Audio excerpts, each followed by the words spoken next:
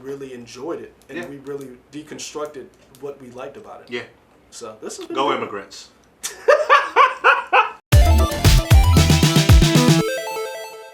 What's up, Internet World? We're the News 19 Nerds. I'm Michael. I am Benoit Blanc. Where's your accent? Oh, I don't got one? Not really. Oh. I mean, you sound about as believable as Daniel Craig in his accent. You will not speak ill of the Southern Kentucky Fried Chicken Daniel Craig accent. I'm leaving. It is something else, his accent, man. Man. And here's the thing. I get it. You're supposed to be a Southern refined, one of those old Southern refined detectives. But the accent was just so weird for me. We're talking about Knives Out, because we didn't say that before. We're talking about Knives Out. You didn't say that. I was trying to get... Ryan Johnson's I was latest trying to movie. channel Daniel Craig's great performance that hopefully is nominated for something. What was the other movie where he had that Southern accent? It was him. Look Out. No. The one where they're robbing the Speedway or whatever. Mm-hmm. I can't remember what it's called. I thought it was Look Out. I don't know. We'll find out in a second. Yeah, Ryan Johnson's latest. Why did you click on the whole thing? Why didn't you right click, man? Because I can just hit back in a second. Yeah, but you know this thing doesn't work that way. You know what kind of equipment we got. See, it ain't even gonna say. You should have right clicked. Logan Lucky. It was Joe Bang. Yeah. Yeah, so he's the man who brought us Looper, Brick, and The Last Jedi. Everyone's favorite Star Wars movie. I'll be honest with you. After this movie, I like Last Jedi a little bit more. Okay. And I'm really not I'm on the fence about Last Jedi. Some things I like, some things I don't. But Last Jedi, like it a little bit more now. I've gone on record and said I love a good murder mystery movie. I love a good murder mystery book. It's just fun. I've also gone on record and said I'm a dumb person. I don't always follow along. I don't solve the crime before the person does. So I'm along for the ride, which is fun for me. I try to solve every crime because I lived in a house with a mother who was super smart and read all the books. So when we would watch Law and Order, I would say, "That's the killer." She'd be like, "No, you're dumb." No, child. She wouldn't say I was dumb. But you can feel it. It was very. Now that you're older, it was very condescending, pat on the head. Right. Good job. Yeah. You're stupid. Right. And I always tried to outdo my mom whenever we watched Murder, She Wrote, or any of these mystery things, and she would always know because she'd read the book, or she'd figured it out, and I'm like, I hate you. Yeah. So this is a movie. Whodunit. A whodunit, kind of in the style of Clue. But I feel like the characters are worse. Yeah. Terrible people. But I'm not gonna say this is better than Clue, because Clue to me is just, it holds a special place in my heart. When's the last time you watched it? Probably earlier this year. Okay. Yeah. Reason why I watch it at least once a year. Reason why I ask is because some movies, they hold a special place in our heart, and we're nostalgic about it, but we're not honest about whether or not they're good. So that I think. No, I mean, okay. Yeah, to me, I love Clue. Clue's great. Okay. You got heavy hitters, all super funny people throughout Clue. So yeah, Clue's always going to be big in my heart. This movie is different. Do you know why though? I mean, I don't. Huh? No. Go ahead. No, because think about the movies you mentioned, and then we'll get to that in a little bit. Go ahead. Yeah, to me, this movie this movie definitely has a love for the whodunit. Because it could be like a very sharp and dry wit and just be like poking fun at whodunits. I don't think it does that at all. I think it kind of it turns them. It deconstructs them. Yeah, it does that, and it does it with love. It doesn't do it out of spite. That's what Ryan Johnson does. The movies that you listed, Looper, Brick, and now with Knives Out, he deconstructs the genre. If you go back and look at Brick, which honestly, go watch Brick. Brick is an awesome movie. With those movies, he takes a genre, the detective, the noir genre, and he deconstructs it. He turns it on its head and turns it into something different. Looper, the reason why that's a different movie is because he deconstructs the time travel, the idea of time travel and what time travel means. He tried to do the same thing with Star Wars, which some people say he succeeded, others say he failed.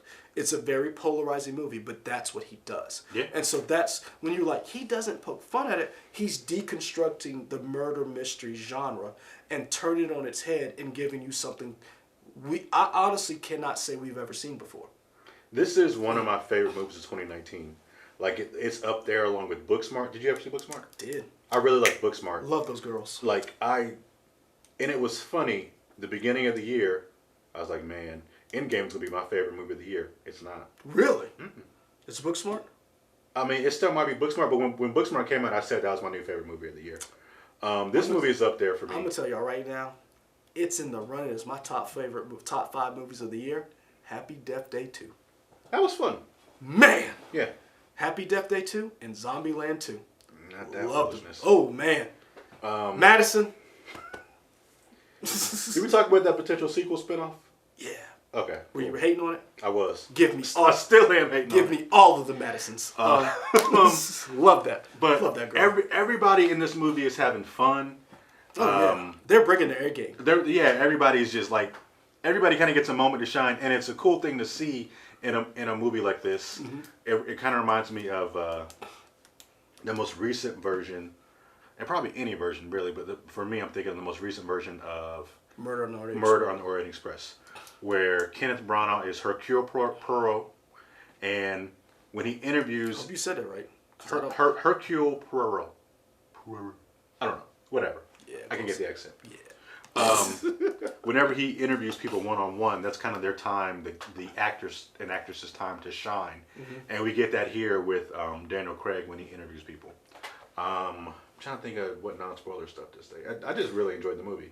I think so the people who shined in this, to me, are the people I did not expect to like and hate at the same time.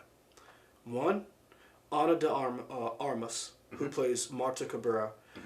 Mm-hmm. You will know her from the scene-stealing AI in Blade Runner 2049. I know it from Hands of Stone. I don't remember that one. It was like I'm pretty sure it was Roberto Duran movie, like a biopic about Roberto Duran. She was also in a movie with Keanu Reeves where he plays a detective, and some kind of mystical element where I forget exactly what, but the movie's forgettable, but she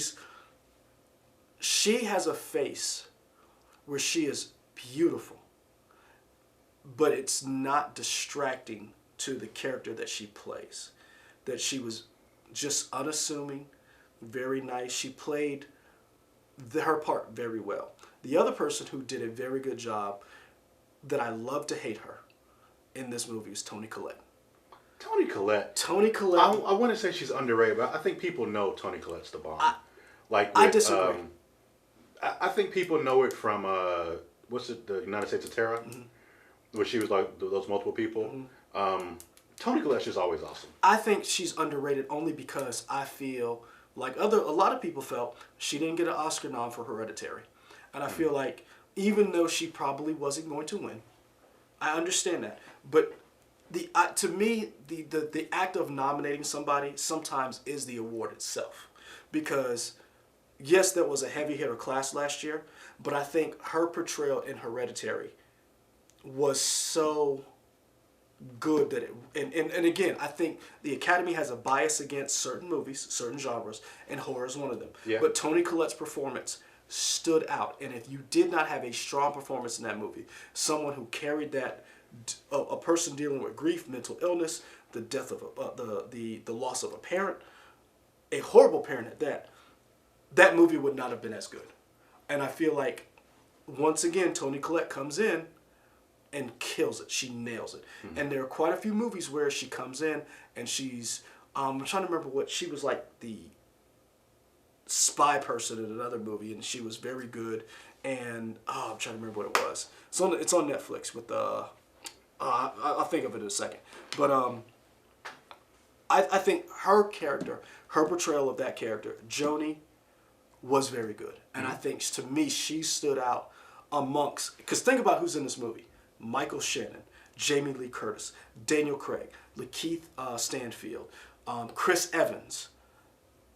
Captain America's in this movie, y'all. You have so many people, and for her to stand out amongst, I'm talking Michael Shannon stands out in anything he does. Yeah. And for him, his personality is always. he's just he delivers, and for her to like, I don't want to say outshine him, but for her to bring it to where she's so memorable. Oh, Toni Collette, bravo. Yeah. This movie touched on a lot of topics. A lot of topics that I was not expecting, and really? it was a pleasant. Now I wasn't expecting the movie to be so political. I was fine that it was. I wasn't going into the movie thinking that. This is the one thing that I think a lot of people forget about whodunits, and I'm surprised that you don't notice this. All of your whodunits are about the 1%.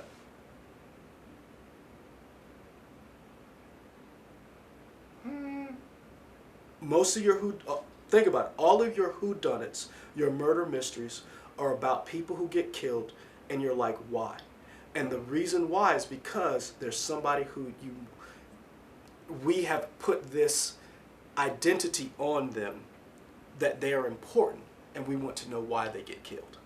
I would say they're all about 1%. Like, I don't feel like Sabotage was about the 1%. Which Sabotage? That's the one with Arnold Schwarzenegger and. That's not a murder mystery. That's a thriller. I wouldn't call that a murder mystery. I would call that. It's based on a murder mystery. It is, but I wouldn't call that the typical. To me, that's more of a thriller action movie. Okay. With whodunit elements, but the typical Agatha Christie, that genre, like that follows in Knives Out, is about some very important person who's killed, and we must figure out who did it and why this person was murdered. I'll agree to disagree. Okay. That. But okay. But you see where I'm going? Like, yeah. There's, to me, the whodunit always has a bit of political influence and social themes to it, because it always has. It always goes back to that interpersonal relationships with people and why this person worked with this person or this person did this, and it always brings in that look.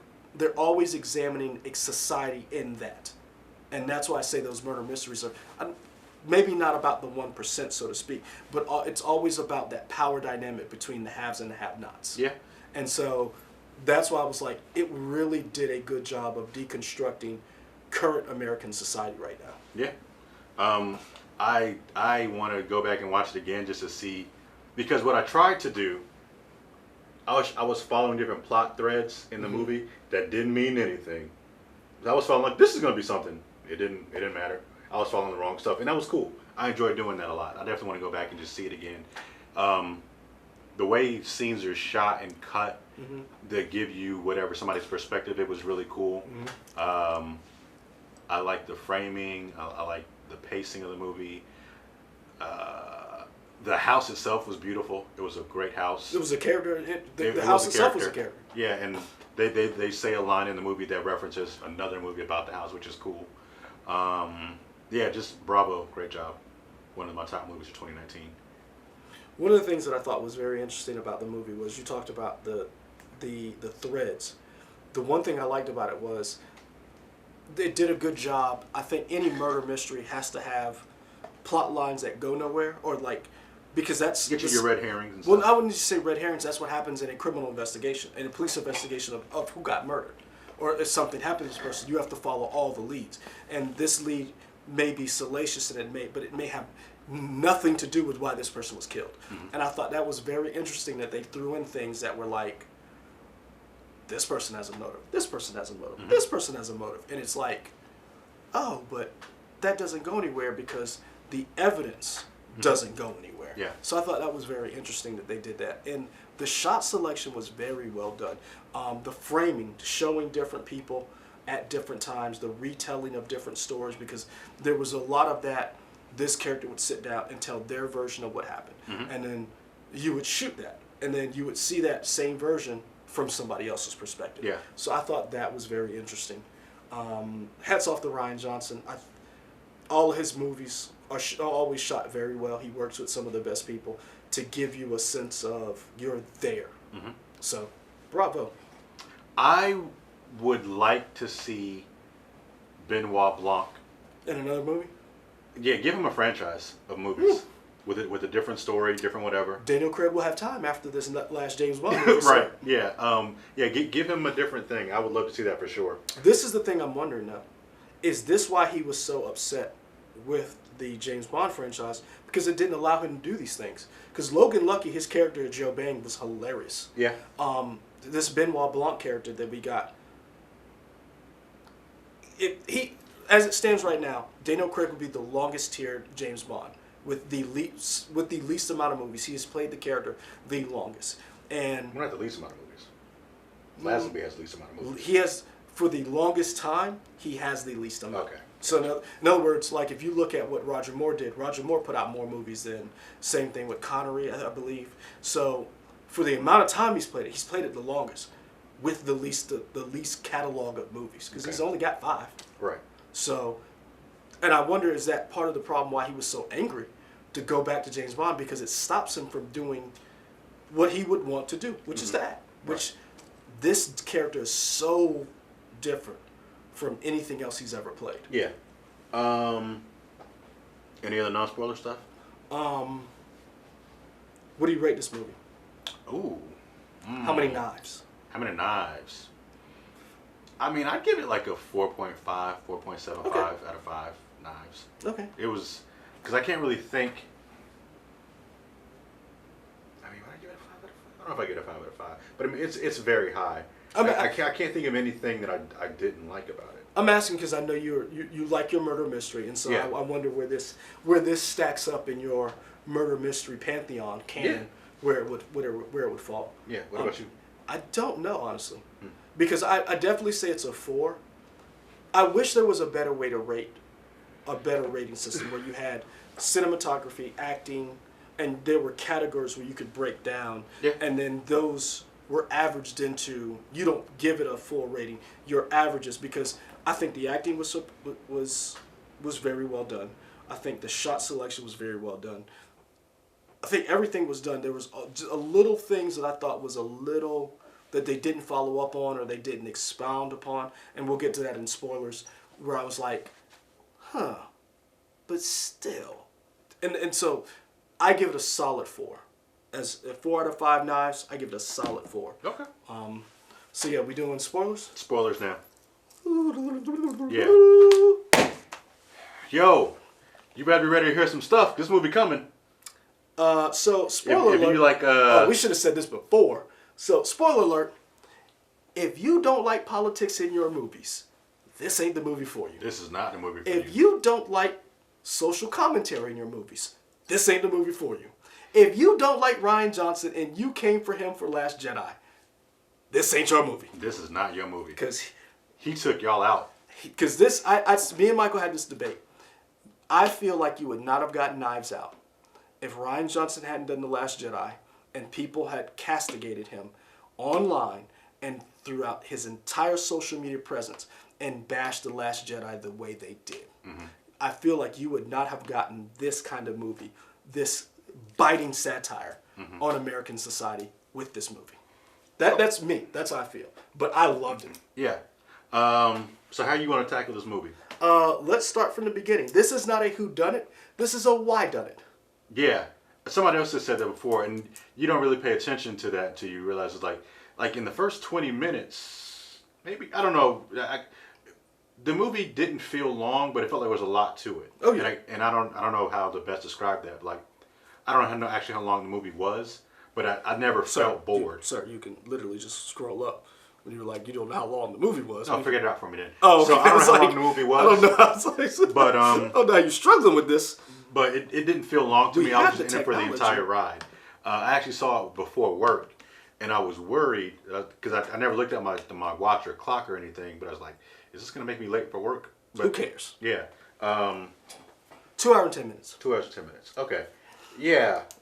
The very first shot is what, that cup?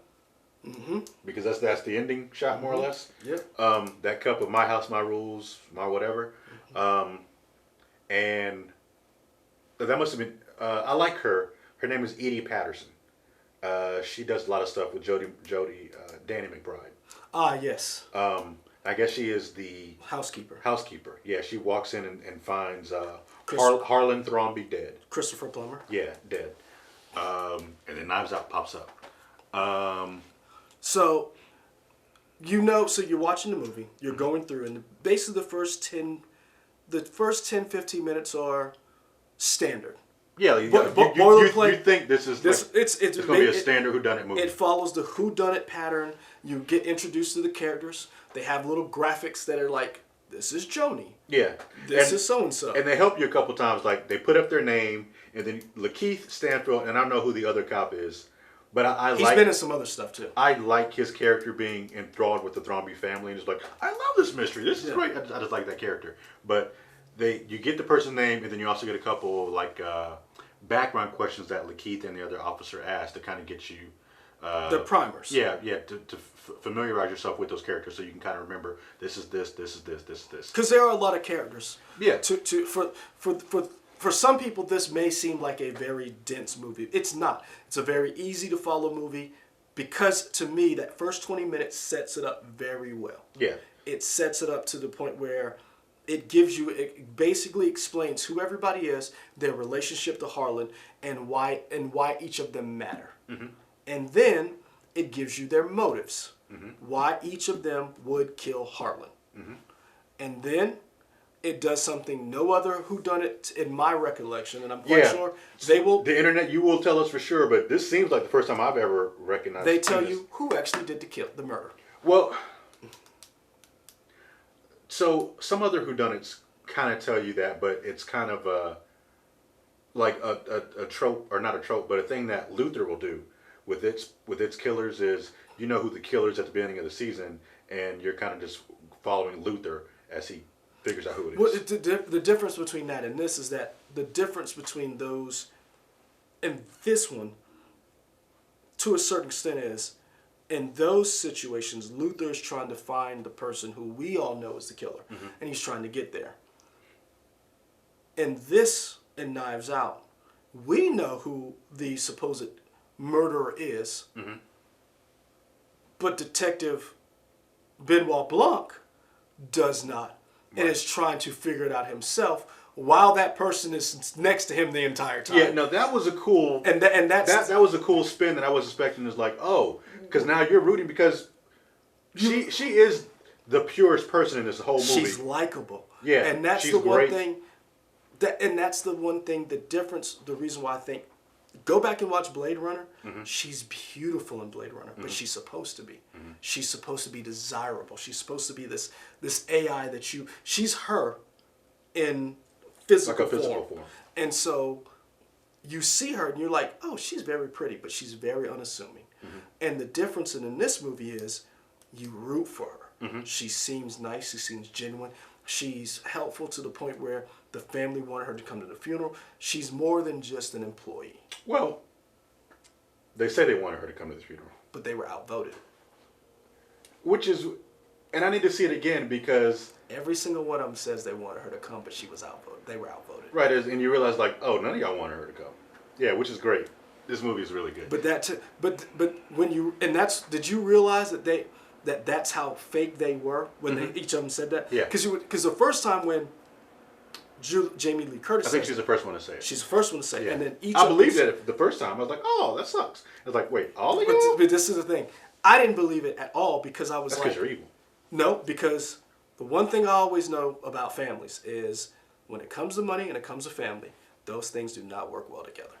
And when it came to that funeral, and I was like, oh, I see where this is going. And because again, the name of the movie is Knives Out. And there's a part where he says when it comes to those will readings and it comes to rich families, we've seen this play out in our business where we have to report on this person suing this person for this. James Brown estate is still in flux.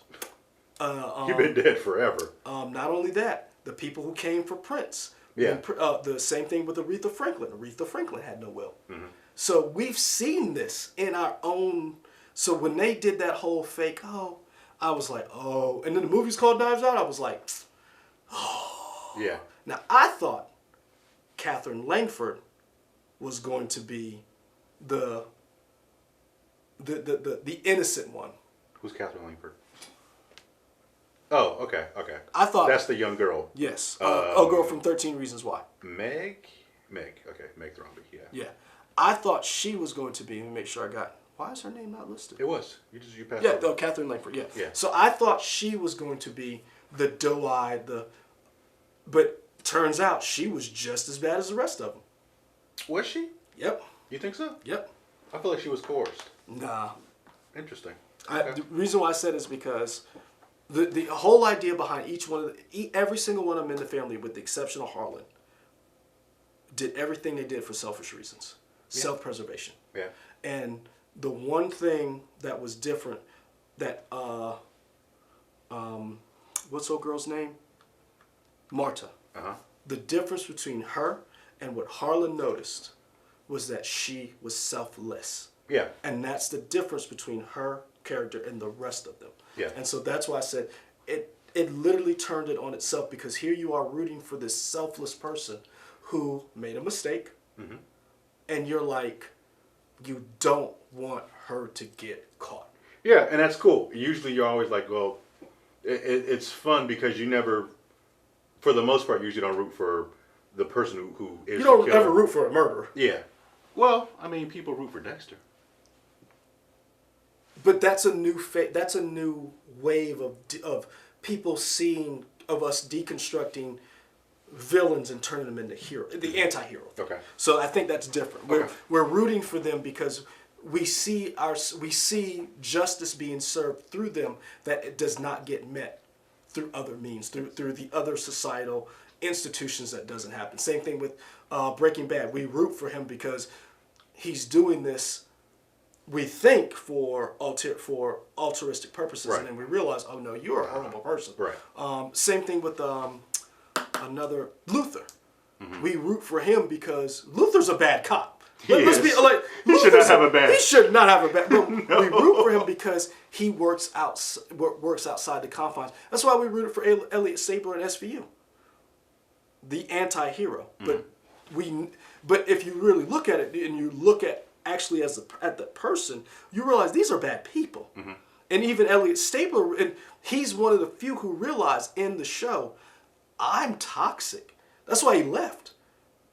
I'm a bad. I don't do the job the way I should do it. Mm-hmm. And so that's the way I say the difference between, she's not necessarily anti-hero. We're rooting for her because she's a genuinely nice person. So, and she made a mistake, which she thinks is a mistake. Okay. So. So yeah, the entire time. Should we say what the mistake is? I mean, we're doing spoilers. Should we actually say? Yeah, she believes that she killed Harlan, mixing up the medication. They were playing a game of Go. Man, shout out to Go. I've not played Go in a long time, and it was just cool to see that game being played. But anyway, the medications are mixed up, and she has her happy drug, the morphine, and whatever his prescribed drug is that he's supposed to take. She gives what she thinks is the wrong medication. Right. And she believes that if she does not get him help, he's going to die. Right. Harlan says, if you get found out, your mother's illegal, you are here legally, but your mother's not, and it would tear your family apart. Mm-hmm. And the fact that my death would be on your hands would basically devastate your family. And I don't want to put you through it, so this is what we're going to do. Mm-hmm. So the entire time, you realize the killer is Marta. Right. And so now you're sitting here thinking, how does she get out of this? And it's literally a comedy of errors where she's just, oh. Yeah, pretty much. And it's cool because that's when they kind of, once they set up from the whodunit to the whodunit, then they start going through all the tropes of, like, you got footprints and you got broken stuff and you got blood and stuff and the everywhere. Tape. Yeah, and the tape and all these things that you see, like, in these whodunits and, like, your typical stuff like that.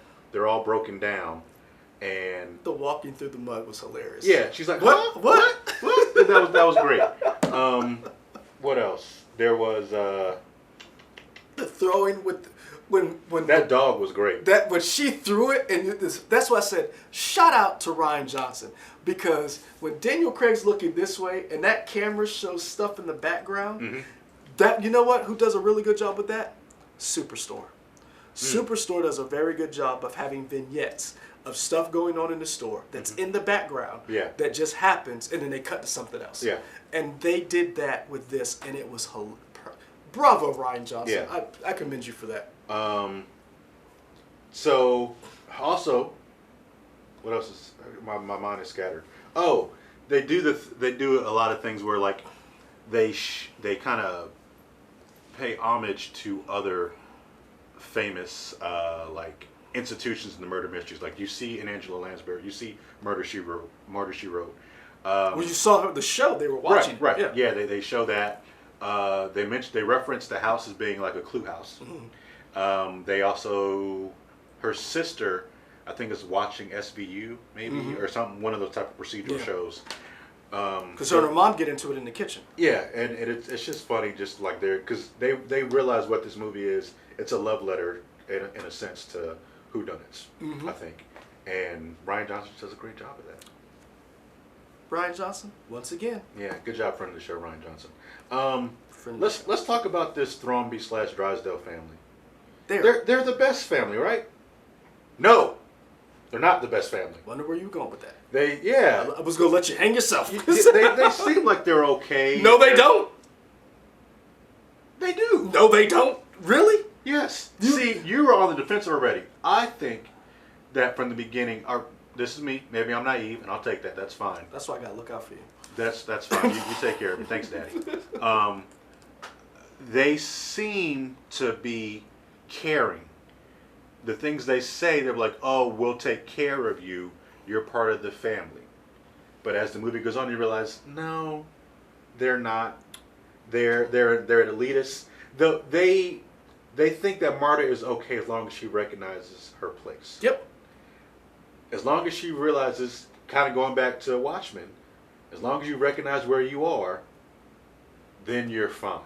But when you think you're equal, wait a minute, things change. And that's why, to me, I never thought they were okay because I always thought they were. It goes back to that old and I don't want to. How do I say this? I knew they weren't okay people as they were going through their talking about the night. I listened to how they talked about each other and how they talked about the people who were there. And there was, if you listen, there was a little disdain in their voice when they mentioned certain people. And it was like when Jamie Lee Curtis was sitting there prim and posed, and Benoit threw out the little comment about, "You're self-made," and she was like, "I built my company from the ground up." And it was just little things like that if you can tell a person from how they handle things. And my family has always said this: manners will get you places money can. And I've always noticed in that movie, they're polite, but they're not kind. And that's what I notice about every single one of them. They're polite, but they're not kind to each other. Right. And that's what I noticed in every single one of those interviews. They had little things that they said and did that knocked the other person. They were very passive aggressive. And that is something that I was like, oh, you're not nice people. Because nice people would look out for each other. They wouldn't. So when Benoit Blanc would say something, you would go on the defensive to defend. Jamie Lee Curtis was quick to throw a brother under the bus and then reel back. Yeah. When she was like, oh, then when she realized what was happening. Oh, you're trying to bait me. Yeah. And so that's why I was like, I never thought they were nice. Okay. I always thought they were, and it's not. And the thing is, I wanted to be like, what happens to make them go at each other's throats? And I realized they were always that way. They just did because Harlan said it. Either through my own inactions or my actions, I have provided them with the means to be entitled. Yes. Yeah. And he realized that. And so he was like, I'm going to stop it.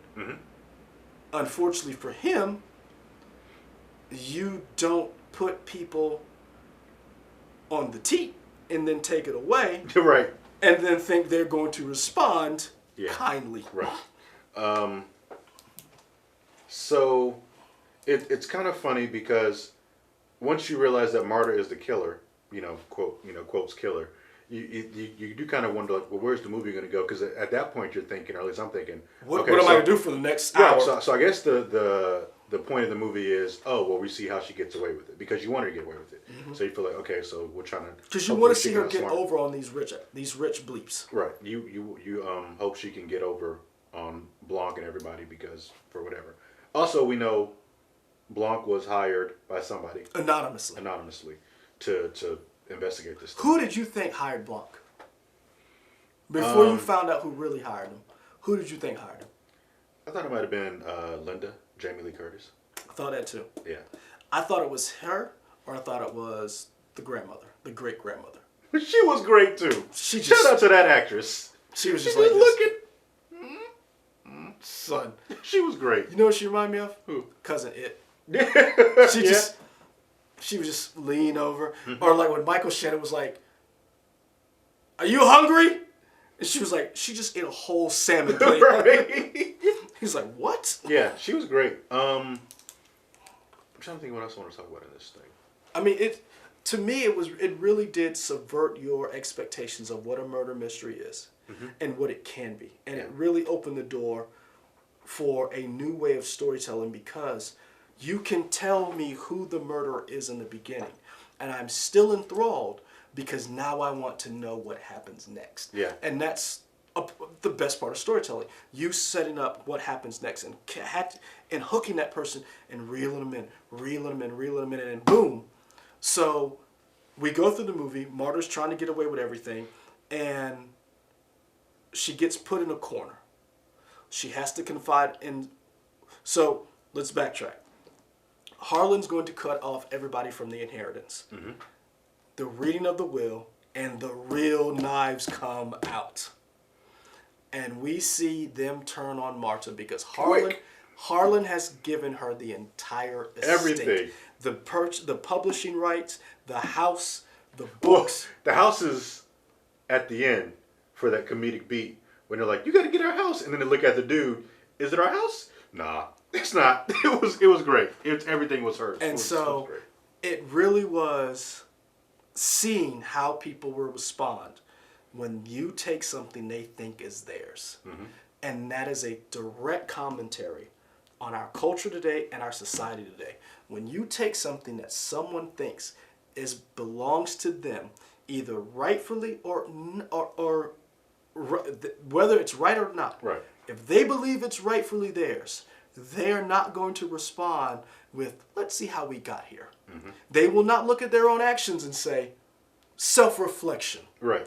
And Rian Johnson did an awesome job. Chris Evans says, was it Chris Evans who said that it was his ancestral home, or somebody else said it? It was him. It was and then Benoit was like, "This house was bought in the '80s or something." Yeah, your grandfather bought this from Pakistani real estate. Yeah, like this wasn't your birthright. It was a house that he built. That joke was hilarious. But, Yeah. but you saw the things that were being said. You saw Michael Shannon's character when he was talking about how the things he built.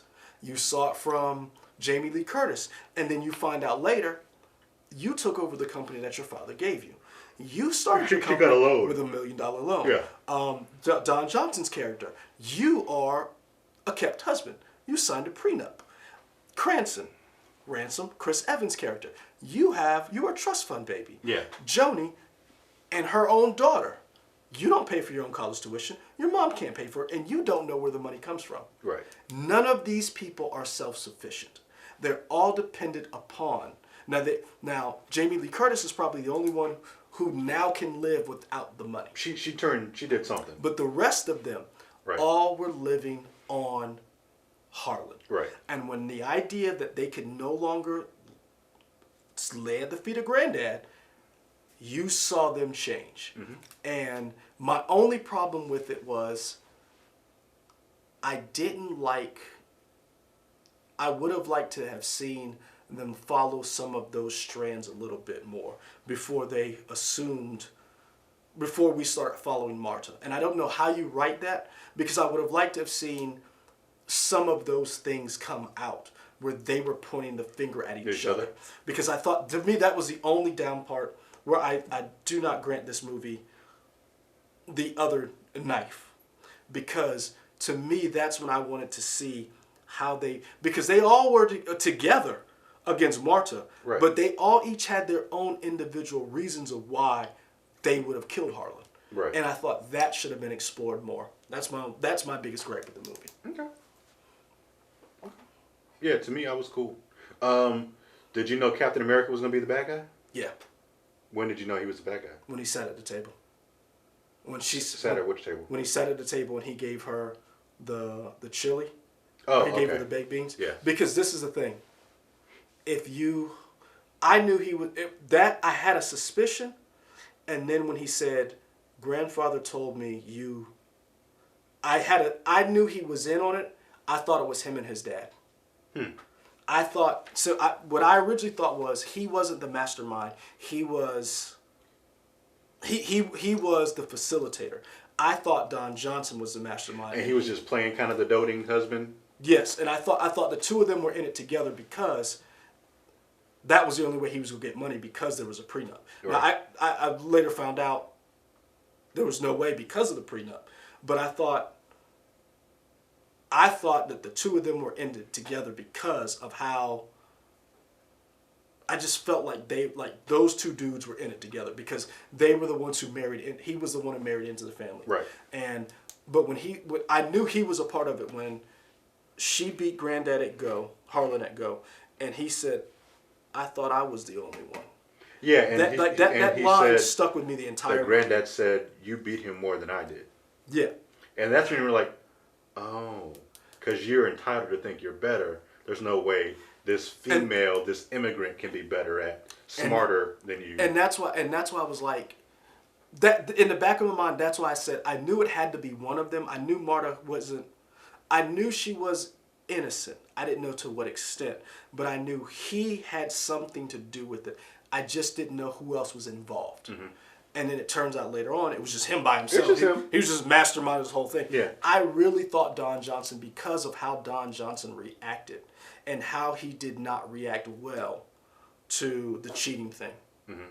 That's when I was like, I just thought Don Johnson was on it because I felt like he was the one. Because I don't think Joni would have done it for that amount of money, because I didn't think, and I know this is wrong to say, I didn't feel like Toni Collette's character was smart enough to pull that off. Well, yeah, I mean, she just needed money given to her. Yes. And she didn't know how to do anything besides that. Because I felt like, I felt like the difference between her and Jamie Lee Curtis's character, when they were talking about the businesses they made. Oh, Jamie Lee Curtis was like, she was very adamant that I am independent. And right. Joni, I am not like Joni. and that came through. Don Johnson to me, and again, Don Johnson, man, hats off to you. You come off as a superb jerk. Yeah, man. Let's get Don Johnson a nice role. Nash Bridges. I mean, a new nice role. Oh. I'm tired of him being bad in these most recent roles. Yeah, true. I mean, let's get him to be nice in something. I don't know what it is. But that's why I was like that whole scene, because this is the thing. If you look at the juxtaposition of how Daniel Craig's character handled Marta with her condition versus how Chris Evans handled it, he was nice, but there was a reason why. Yeah. Daniel Craig's character put out front that this is what I'm going to do. Right. He wasn't secretive about it. He actually sat her down and said, "You are the key to all this." And he said, "I know this, so I'm going to ask you a question." Mm-hmm. Chris Evans set her up. And that's why I was like, "Oh, you are working with the devil." Right. And that's when I was like, "You are the devil." Yeah, and so that I didn't know to what extent. Mm-hmm. I did not see him being the lone gunman as it stands. Mm-hmm. But I knew right then and there when he said that, I was like, "Yeah, you up to something." He never showed anything, and his grandfather never said he showed any sign of compassion to work out or work through his entitlement. Yeah. And even then at the end in the conversation, she said, "Well, what's in it for you?" He says, "I want you to win. I just want my cut." Right. And I'm like, if he was doing it, he would have said, "You know what? If you decide to give me something, you decide to give me something. But if not, I don't want to see another person be destroyed by my family. Mm-hmm. Never said that. Mm-hmm. So, and again, that goes back to that selfless versus selfish. Mm-hmm. So that's why I was like, damn, Chris Evans. Captain America. But I will say, To me, it was nice that it was him, just because he is Captain America. So it's nice to see him be kind of like evil. Well, it was cool. It was nice just to see Chris Evans be a turn a character. Well, you got to see him be a little evil in Scott Pilgrim. Remember, he was one of the bad guys in Scott Pilgrim. Yeah, but he had been Captain America for so long. Okay, I see what you're saying. I just mean like recently. Okay. So in my mind, it's like okay. That. Yeah. Yeah, I like seeing people play different. That's why I want to see Henry Cavill play something different. I want to see, can he do it? Can he play? Would be good. Not gonna take the bait. Cavillites. You want to see him be good? I want to see him do comedic roles. Okay. Cavillites, do not take this slander from this man that is beneath us. We will rise above that. Henry Cavill's fine. I ain't gonna be with you. But yeah, again, I say this all the time, but John Hamm used to always play the straight, good-looking, suave, debonair. So it's great to see him take turns at comedic roles. Mm-hmm. So it's good to see Chris Evans do the same thing, like you said. I mean, glowing review, right? That's pretty much to sum it up. Yeah. So what else you want to talk about? Again, I think I say this, and I think people don't understand this idea. All art is political. Yes, they want it to be a commercial success when they make a movie, when somebody writes a book. They want people to enjoy it. But all art is political because it's coming from a standpoint or point of view from a person, and you're reading that person's point of view. Mm-hmm. Rian Johnson made this movie in response to what is going on culturally in our society. When you say that movies should not be political, then you don't like movies. Mm-hmm. Because Martin Scorsese puts politics in every single one of his movies. The Irishman literally is a political movie when it deals with the mob, it deals with political assassinations. Every one of his movies has something to say about America. Rian Johnson had something to say. Now, he wrapped it in a murder mystery, a whodunit, sheDoneIt, whatever, and he did a good job. Mm-hmm. But go into this knowing that this movie is going to test your sensibilities to a certain extent. Yeah. Whether you like it or whether you're not, that's up for you. Me and Michael debate over and over again about Black Panther, whether it's a great movie or it's a great superhero movie. We have difference of opinion. So I'm not going to tell you that everything is for you. There's movies he likes, there's movies that I like. And we're like, oh, you like that? And I'm like, that's trash. And he's like, you like that? That's trash. But do not go see something because, oh, I hated The Last Jedi. I thought it was... Look, whether you like Last Jedi or not, this is a good movie. But I will say this. The Last Jedi and the backlash he got helped create this movie. Because... if you guys want to crush Rian Johnson, y'all better stop being mean. That just makes him stronger. Being mean makes him stronger. Ooh! Rian Johnson is the cinema Hulk. Right? I mean, y'all come at me if you want to. It just makes him stronger. So Bravo, that's fine. sir. Bro, that's the best line of this. Yeah.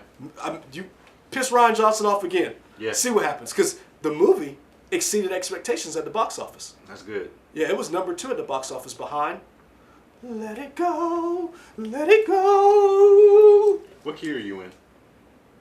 I can't sing that. Okay. Have you not been paying attention to any of these reviews? I didn't know what's happening. Lauren ain't here, so I got nobody to mimic. Fair enough. Like, comment, subscribe on these videos here. Let us know what you think of this review. This is a long one. This has been a...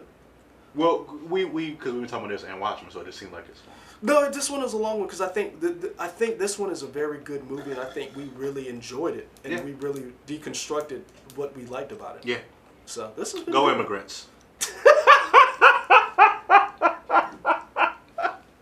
What? I did not expect that. That's what this movie said, and I respect it. I will say this: one of the best parts in that movie was that last shot. Oh yeah, that last shot. She got that tea. You know what she reminded me of? Like Kermit? No, what? Baby Yoda. Baby, yeah, I mean the new Kermit basically. Son, she's sipping that tea. This is my house now. Son, she looked like Baby Yoda in episode 4. Yeah, looking down on these people. Yeah, she was. It was great. But it really was that. But this is the thing I will always say. My mom always taught me this, and I've tried to keep this throughout everything. Be careful of the ass you kick, because that ass may be the one you have to kiss later. Yeah. Because that literally came true in this movie. Yeah. They came for her. And now, Mortisa. Yeah, pretty much.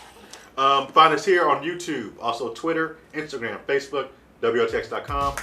We're out.